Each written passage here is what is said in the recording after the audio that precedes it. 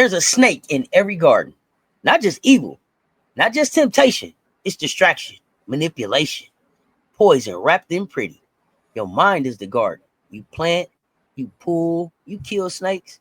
But what if the snake smiles? What if it sells tickets? Look at the Chicago sky.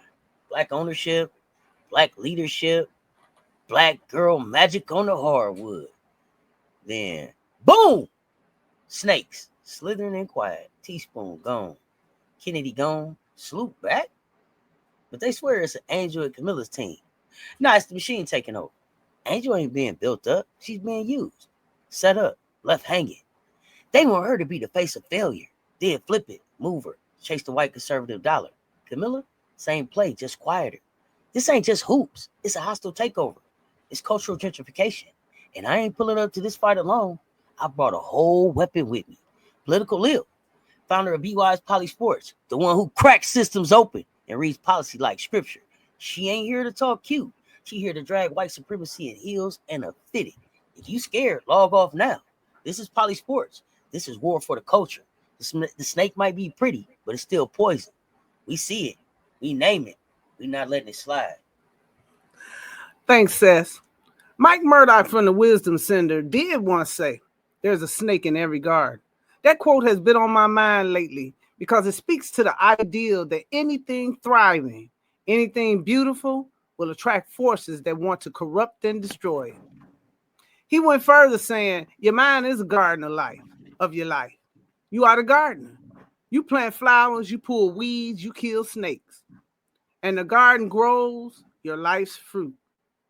I see the same principle at work in sports organizations, especially when it comes to culture.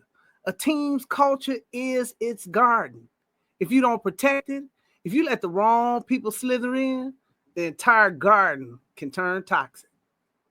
Facts, Lil. When we talk black culture, we talking power. We talking energy that moves cities, shifts fan bases, and flips whole leagues on their heads. Last season, the sky had it. Teaspoon, Angel, Camilla, Kennedy, it felt real. It felt ours. Black girl magic on full display. But when you don't protect that garden, snakes slide in. And those snakes, they look like bad hires. They look like culture vultures. They look like quiet little agendas meant to erase everything that made the world finally pay attention. That magic. They didn't lose it. They let it get stripped. And that's the heart of our conversation today.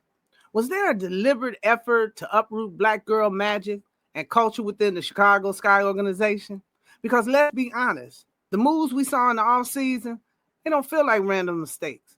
When you fire Teaspoon, don't re-sign Kennedy, and bring in an older white guard like Vandersloot to overshadow both Reese and Cardoso, it feels strategic.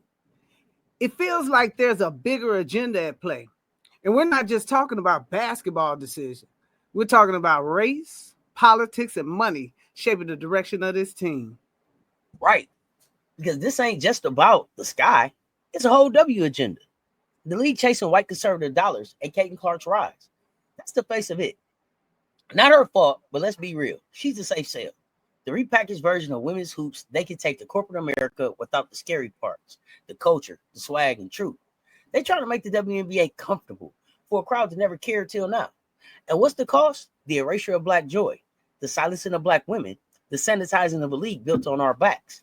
So yeah, this episode of Broken Skies, we digging deep. We talking race. We talking power. We exposing how this ain't just a team issue. It's a playbook that's been used to exploit black women forever. And we not letting it slide. When Teresa Weatherspoon Teaspoon was hired as the head coach of the Chicago Sky, it felt like a turning point, not just for the team, but for the entire league. Teaspoon isn't just a former WNBA legend. She represents black excellence, resilience, and leadership. She's the kind of coach who understands the heart and soul of the game, especially for young black women trying to carve out their space. With her at the helm, the energy shifted. It was like the team suddenly had a heartbeat, a culture that spoke to authenticity and pride. Then came Angel Reese, the rookie phenom, who brought with her not just talent, but a whole new wave of visibility and fan engagement. Angel is unapologetically herself, loud, proud, and rooted in the culture. Add to this, Camilla Cardoso, a dominant post player with size, skill, and poise to change the game. And suddenly the Sky weren't just a basketball team, they were a movement. It was clear that something special was happening in Chicago, a culture built on confidence, joy, and the power of Black women leading the way. Trinity Carter's training camp invite added another layer of magic. Trinity plays with fire. She's raw, fearless, and embodies "I'm not here to play nice" attitude that fans loved and opponents feared.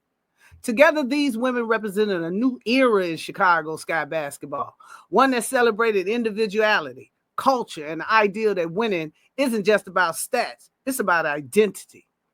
This combination of leadership, talent, and cultural authenticity had fans excited, merchandise flying off the shelves, and media coverage buzzing in ways the team had seen in years. So why dismantle something that was clearly working?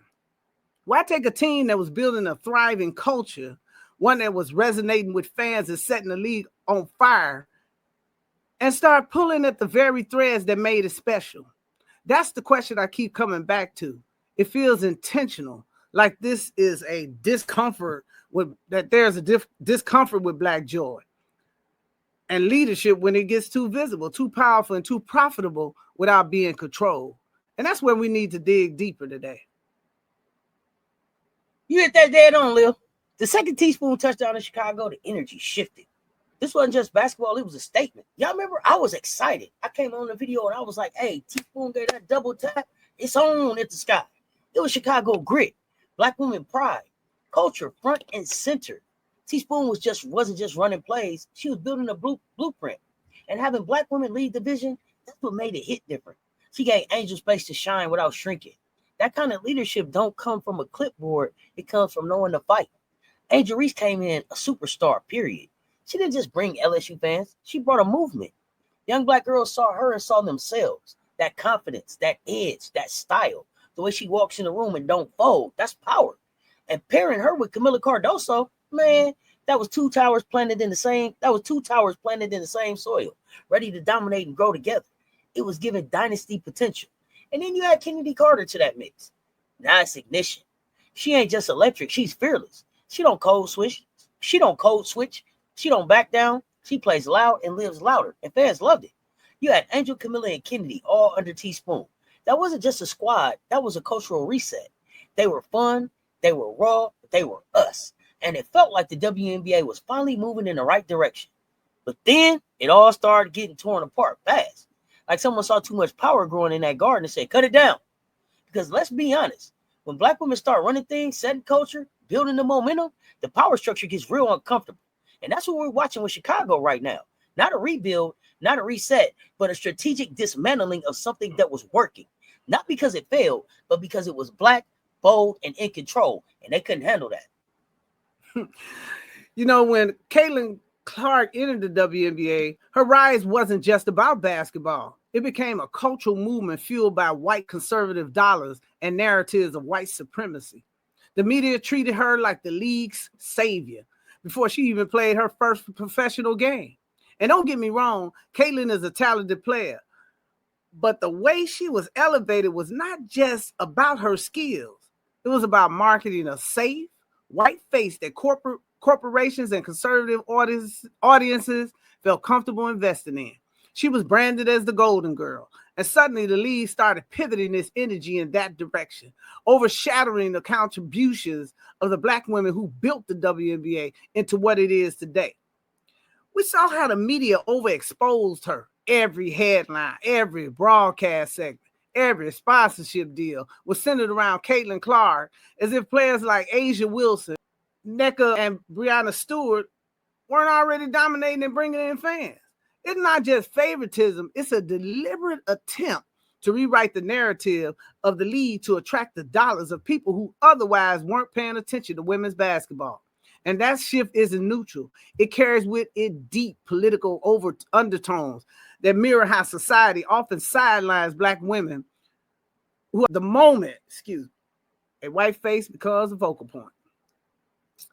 This shift directly impacted teams like the Chicago Sky. The Sky had been thriving with a Black-led identity, a culture built around Angel Reese, Camila Cardoso, supported by the leadership of Teresa Weatherspoon. But suddenly, it's like the organization felt pressure to pivot towards the conservative dollar, just like the league. And the moves they made tell a story. Teaspoon was fired. Cheney Carter wasn't re-signed. And then they brought back Courtney Vandersloot, a point guard to essentially overshadow younger black talent that had energized this franchise. What bothers me most is the dishonesty, telling fans, we're building around Angel Reese and Camila Cardoso, but their actions say otherwise. The team identity was centered on black excellence and culture is being dismantled piece by piece. And for what? To chase the same types of dollars the Indiana Fever were pulling in? It's not just basketball. This is about visibility politics and erasure. It's about who gets to lead, who gets to shine, and who gets erased when the money comes knocking. Say that again for the people in the back, Lil. What's happening with Caitlin Clark is bigger than hoops. It's about who America chooses to uplift and who they erase. The WNBA been has stars. Cheryl Swoops, Tamika Catchings, Cappie Pondexter, Angel McCautry, Skylar Just Diggins. Dynamic black women who carried the league, inspired generations, and kept the lights on. But now, Caitlin shows up and gets crowned the face overnight. Why? Because she's a safe bet for white conservative dollars? She makes the suits comfortable? Meanwhile, Angel Reese is too loud. Kennedy Carter is too controversial. Camila Cardoso is too physical. Don't say that. Don't say that out loud. But their bias is loud as hell.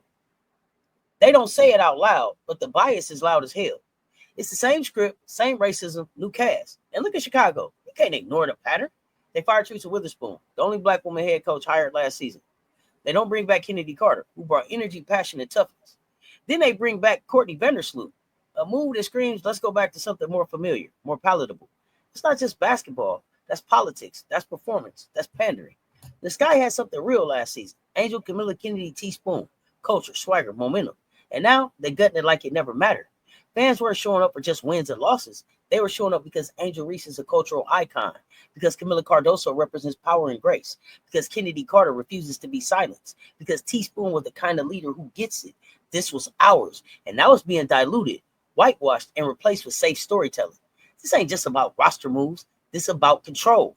The W wants the talent of black women, but not the voice, not the flavor, not the power. And the Sky, just like the league, are folding under that pressure. Whether they say it or not, we see it and we call it out. When we talk about what's happening with the Chicago Sky, we can't ignore the larger historical pattern here. Black women have always been a backbone of progress, but rarely the face of it. Think about the era of slavery. Black women weren't just laborers in the field. They were also caretakers, innovators, and strategists for survival. But were they celebrated for that strength? No. They were exploited, erased, and made invisible while their labor kept entire systems alive. This is the same pattern I see in the WNBA today.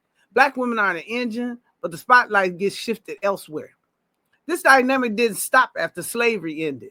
Fast forward to the civil rights movement. Black women like Ella Baker, Fannie Lou Hamer, and Dorothy Height were the strategic minds and organizations who held everything together. Yet the faces we celebrate are usually men, Dr. King, Malcolm X, and others. Now, don't get me wrong, their leadership was important, but it's the silencing and sidelining of black women that creates a pattern of invisibility. In sports, we see the same thing. Black women are the ones who elevate the game, bring the energy, and create the culture. But they don't get the marketing dollars or media love they deserve. Look at the history of the WNBA itself. Cheryl Swoops, Cynthia Cooper, Tamika Catchings, Maya Moore. These women carried the league. They built the foundation for what we're seeing today. And yet, do they get the same mainstream shine as someone like Sue Bird, Diana Taurasi, and now Caitlin Clark? Not even close. It's not about talent. It's about who is considered marketable and safe for corporate America. It's the same story on repeat. When black women dominate, the narrative shifts to make someone else the face of that success. What's happening with Chicago Sky is just another chapter in that book. Angel Reese and Camila Cardoso are good enough to sell tickets, generate headlines, and carry the team's popularity. But are they trusted to lead? Are they being given the tools to define the narrative around the Sky's identity? No. Instead, management is trying to overwrite that story, to take something that was authentic and make it palatable to conservative corporate interests. It's capitalism at work, but it's also the same old playbook of erasing black women's power. What they doing to Angel Reese, Teaspoon, and Kennedy Carter ain't new. It's the same erasure dressed up in 2025 packaging. They love black women when we're entertaining, when we sell tickets, when we smile on cue. But the second we speak, the second we lead, the second we own our story, they shut the door. The W wants the game, not the voice. The sky wants the highlight, not the power. And it's not just disrespectful, it's dangerous. Let's talk capitalism. Caitlin Clark walks in and they see comfort, marketable, relatable, easy to slap on a billboard in middle America. Angel Reese walks in and says, I am who I am. And suddenly the room gets quiet. So instead of uplifting her, they isolate her. Drop her on a roster that ain't built to win. Then spin the story like she's the problem. That's not development, that's sabotage. And let's be honest, we've seen this. Maya Moore, GOAT status. But she never got the push Caitlin's getting. Cynthia Cooper, left off too many lists. Tamika Catchings, disrespected by silence. Why? Because they weren't safe. They weren't soft. They weren't sellable to conservative comfort zones. And now they doing it again. Right in our face. This guy has something real. Angel, Camilla, Kennedy, Teaspoon. It was culture. It was fire. And I'm going to keep telling y'all it was ours. Now it's being stripped. Teaspoon gone. Kennedy gone. Swoop back like nothing happened. Angel left standing in the smoke with the weight on her shoulders. And they watching. Wait. Hoping she breaks so they can blame her. This ain't strategy. It's erasure with the rebrand. It's a league trying to cash in on the culture without honoring the people who built it. And we not let this slide. Not just for Angel, not just for Camilla, but for every young black girl watching, wondering if there's room for her too. We see the setup, we see the shift, and we calling it every time. Let's talk sports, BY's PoliSports Tea Time, locked in. Let's ride. When I look at the Chicago Sky roster moves this season, it feels like Angel Reese is being set up to fail. She's the face of a franchise. There's no denying that. Her jersey sales are through the roof. She packs arena. Her social media presence alone brings millions of eyes to the WNBA. But when you look at the actual roster and the support system around her, you have to ask, is this team really built for her to succeed? Because to me, it looks like they're using her star power to sell tickets while putting her in a position where winning is almost impossible. The first red flag was the decision not to re-sign Kennedy Carter. Carter brought energy, grit, and playmaking ability to complement Angel's game. Then you replaced Teaspoon, someone who believed in Angel, who was committed to her growth, with a new coaching staff that seems more interested in publicly critiquing her than developing her. We've seen hit pieces from the GM and coaches targeting Angel's attitude or style of play, as if tearing her down publicly is going to make her a better player. That's not coaching. That's character assassination disguised as tough love. Add to that the return of Courtney Vandersloot, which feels like a direct attempt to shift the focus away from Angel and Camilla. Instead of building a young, dynamic core that could dominate the league for years, the Sky clinging to the old guard who doesn't represent the future of the team. It feels like they're intentionally creating a scenario where Angel can't thrive, like they want to position her as a loser, someone who couldn't handle being the face of a franchise, when in reality, they're not giving her the pieces to succeed. To me, this is bigger than basketball. It's economic and cultural exploitation. Angel's name, face, and likeness are good enough to sell tickets, fill seats, and get sponsors on board. When it comes to actually empowering her, the organization falls short. This is the same game that's being played on black athletes for generations. Profit from the culture they create while stripping them of the voice and leadership they deserve. Angel Reese is one of the most marketable players in the game. But the Sky ain't building, they manage it. They want her face, not her voice. They want her drip, not her direction. They want her to move merch, not move culture. That ain't leadership. That's control. And yeah, it feels intentional because it is. This ain't just hoops. This is business. Angel is the business plan.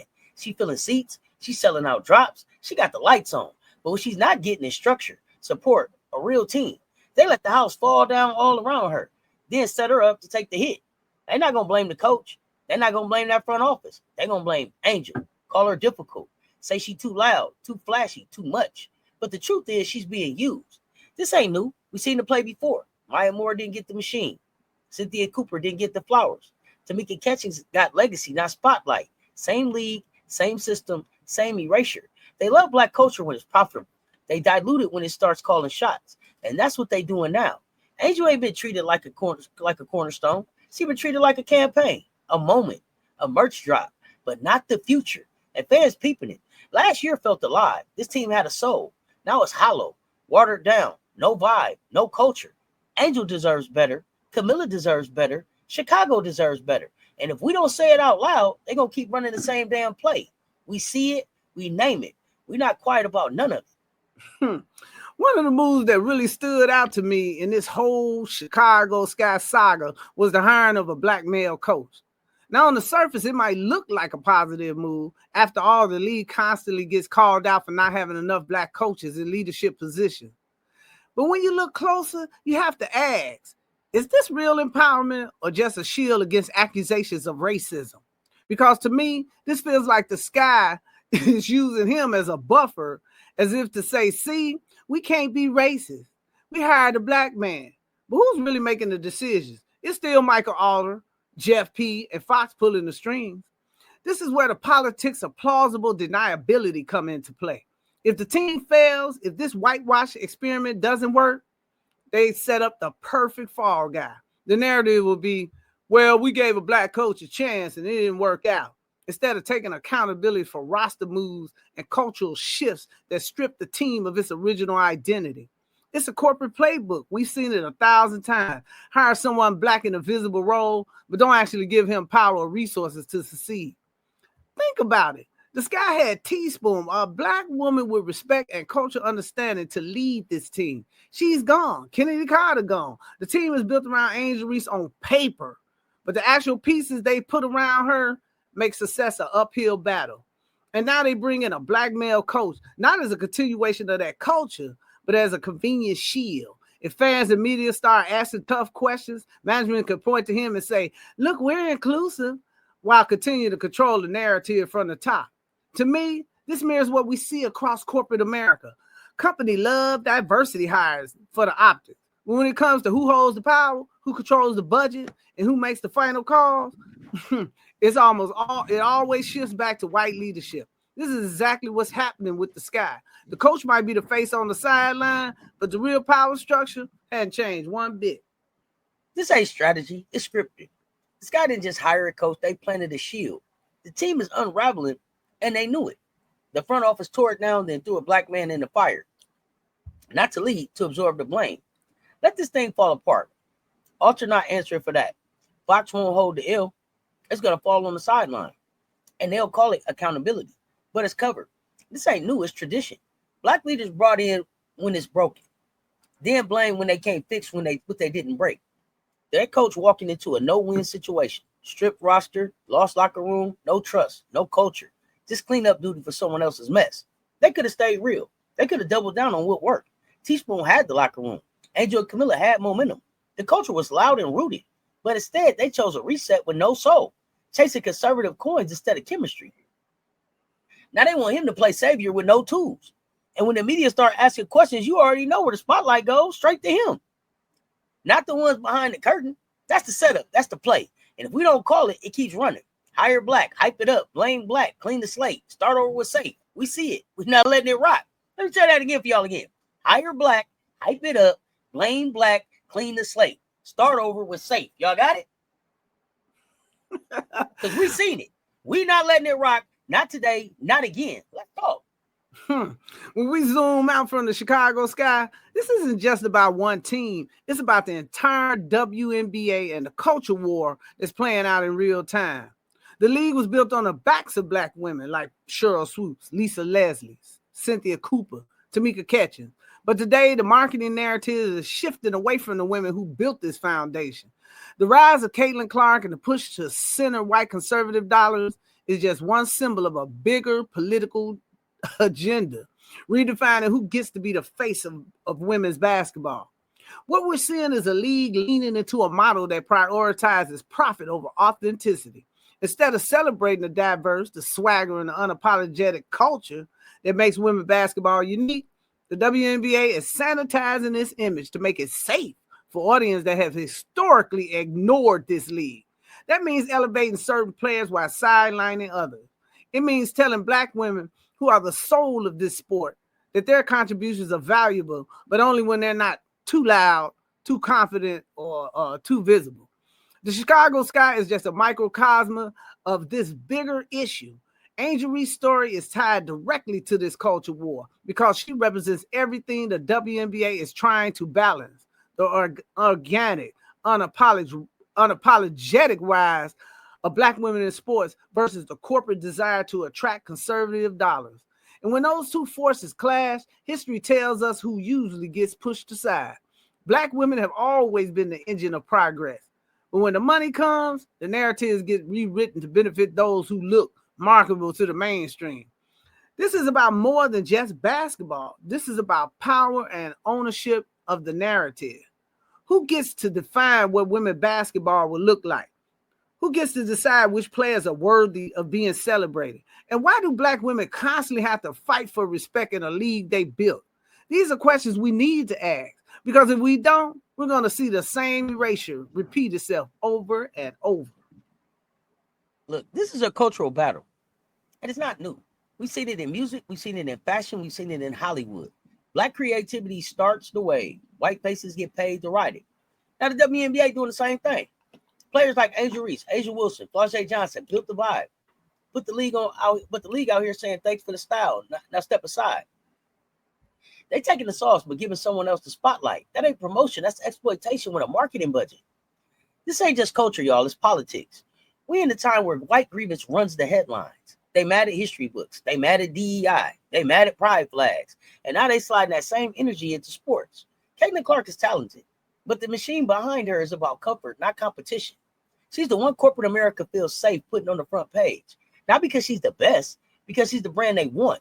And the WNBA, they chasing the dollar. Even if it cost them the soul, they sacrificing what made this league special. That part hurts. The young Black girls feel it. The ones who saw themselves in Angel, who rocked with the sky last season, who felt seen for the first time. Now the league telling them quietly but clearly, your confidence is too much. Your voice is too loud. Your leadership, not the image we want right now. That teaches them to shrink, to soften, to sit down in spaces they help build. And that's not just wrong, it's dangerous. That's why we speak on it. That's why we stay loud. Because if we don't check this now, the W risks losing everything that made it matter. This ain't just about Angel Reese or the sky. It's about whether Black women will be celebrated as culture shapers or erased once again to make space for someone easier to market. We're not letting that happen. We too rooted, too built in, and too loud to be pushed out. As we close out our conversation, I want to bring us back to Mike Murdoch's powerful metaphor. There is a snake in every garden. We spent this episode looking at the Chicago sky and the WNBA as gardens, spaces that can either grow life, culture, and power, or be overrun by weeds and snakes that choke out the beauty. The question is, what weeds and snakes do we need to pull to protect the Black culture in sports? For me, one of the biggest snakes is the deliberate erasure of Black women's leadership and culture in favor of sanitized, whitewashed versions of women's basketball. We can't let that slide. We need to call it out every single time we see it. When executives push out Black coaches, when the media ignores Black players, when sponsorship only goes to those who look safe for corporate America, if we don't speak up, these snakes will keep multiplying and the garden will never produce the fruit it was meant to grow. This is why fans have to play their role. You have power. When you buy tickets, when you post on social media, when you show up for Angel Reese, Asia Wilson, and Camila Cardoso, you're showing the league what kind of culture you value. The media also has to be called out. Stop pushing the same narrative that erased the women who built this game. And sponsors, you can't just use Black talent to sell products by ignoring their stories and voices. Everyone has a responsibility in this garden.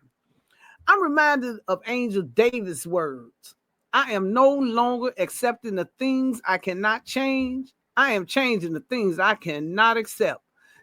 That's the spirit we need moving forward. We can't accept the erasure of Black women in sports, not when they're the backbone of every era of greatness we've seen. We have to demand change, hold people accountable, and make sure that that culture we love is not just preserved, but celebrated. You already know I'm rocking with that garden metaphor because we are the gardeners. We plant, we pull weeds, we protect the roots. It's not enough to spot the snakes. You got to snatch them out the soil. Black women's culture in sports is the foundation. It's what made the W grow. It's what made women's hoops matter. but it can't survive on silence, not while they rewriting the whole story. Let's be real. Culture is currency. The energy, the joy, the realness that Angel Reese brings, that's what sells jerseys. That's what packs arenas. That's what fuels the league. But when they exploit the vibe and erase the people who created it, that's theft. They robbing the players and the fans. We're not letting that ride. We're saying enough. It's time to demand more respect, more honesty, more accountability. Honor the ones who carry this league, because without them, there is no game. If you're a fan, show up. Support the players who are the culture. Buy the merch. Engage with their content. Speak their names. If you media, tell the full story. Not just when it's trendy. Tell it all the time. Lift the Black voices. Don't just quote them, center them. If you're a sponsor, where your money at? Put your dollars behind the ones who move the needle, the ones who are the moment, the ones carrying this game on their back while building the future. The Sky and the WNBA are at a crossroads. They can either stand on what built them or fall for what's comfortable. They can either protect the garden or let the snakes take it over. Angela Davis said it best. Change comes when you refuse to accept what's broken. So let's stop accepting it. Let's stay loud. Let's stay locked in, and let's protect what's ours. The culture, the voice, the brilliance, the legacy. Black women in sports are the roots, the bloom, and the whole damn field. We're not letting them be erased. Not today. Not ever. Family, today we peel back the layers on the Chicago sky. But this is just one piece of a much bigger story. What we're witnessing is not just a team struggling through its worst season. It's a cultural and political shift in the WNBA. We're calling this series WNBA at a Crossroads, the attempted erasure of Black culture and the fight for economic justice, because that's exactly where we are. The league is making moves that feel like a step back from the culture that made it thrive, while the players, the very women who built this league, are preparing for a fight through the CBA that could redefine their economic power and agency. And here's the thing. Sports have never just been about the games we play. They're about the stories we tell, the narratives we allow, and the systems of inequality we're willing or unwilling to unravel. What we're seeing with Angel Reese, Camila Cardoso, and so many others is bigger than basketball. It's about whether Black culture would be celebrated or erased in the face of white supremacy, corporate greed, and political agendas. So before we close, we want to invite all of you to take action. This conversation is just about exposing what's happening. It's about building a movement to protect and uplift the women who built this league. We encourage you to sign up at Respect Her Game advocacy group at our website, www.respecthergame.online, because part of the fan movement that stands for economic justice, equity, and respect for all Black women in sports. When you share this episode, tag it up. Use the hashtag #RespectOurGame every time. Let your voice be heard. Let it be loud. We need fans. We need media. We need sponsors to stop acting like they don't see the value. It ain't just about points and stats. It's the culture. It's the resilience. It's the leadership Black women bring to the game. We're not letting this be another stolen legacy. Not on our watch. Run it up. #RespectOurGame. Join us. Advocate with us. And let's make sure that the brilliance, hard work, and contributions of Black women in sports are not just acknowledged, but celebrated for generations to come. The time is now. #RespectHerGame. Women's sports ain't just the game. It's the front line. This is where the fight for equity is happening in real time. Justice, agency, power. It's all on the court now. The CBA battle is heating up, and it's exposing the system for what it really is. Who it protects, who it uses, and who it's designed to leave out. Next episode of Broken Skies, we're not letting up. We diving deeper. Beyond Chicago, beyond the sky.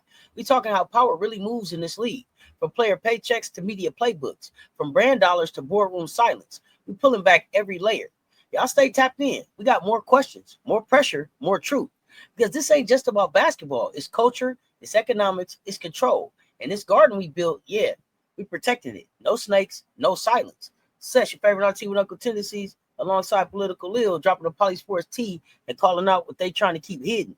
Until the next episode, y'all know what it is. Stay loud, stay aware, and stay supporting our Black sports queens. Stay tuned. Talk soon. We out.